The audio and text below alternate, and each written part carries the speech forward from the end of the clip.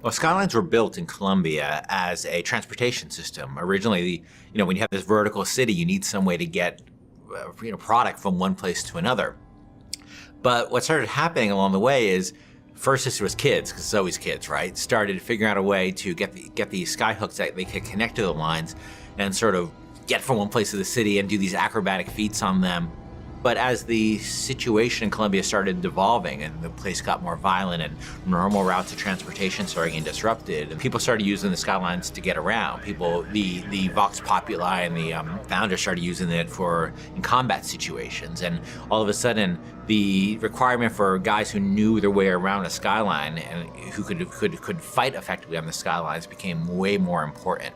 And by the time Booker gets to Colombia, the skylines have a broad range of usage, and you'll see in the demo, cargo being moved around on those things. That creates even a more hazardous situation.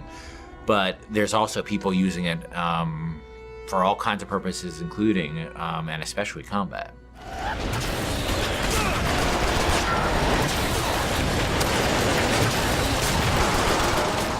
One of my big frustrations in working on BioShock 1 is we had the ocean, but it was really just a piece of art. We never really dealt with, what it was like to fight at the bottom of the ocean in any meaningful way.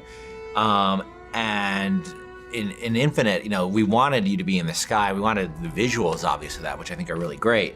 But we also wanted vertical combat.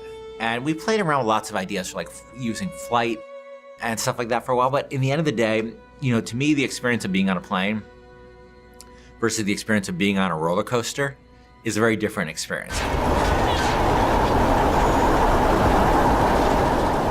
For me, it's always been about wooden roller coasters. I've never been as much a fan of the steel ones.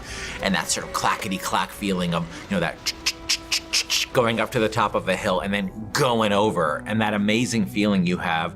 And I really want to put that in a game. I really want to get that feeling in a game. And then, of course, being a video game, I want to enhance that with combat. I want to be on one of those old wooden roller coasters that's stacked upon another wooden roller coaster in this city, and jumping from one to the other with weapons, with people shooting at me. I just wanted to get that feeling. And this isn't a monorail. This isn't a people mover. This is something that is incredibly vertical. It's incredibly open-ended. And that's what BioShock games are about. They're about giving the player a ton of tools and a ton of options and just letting them go to town. The skyline! Follow me!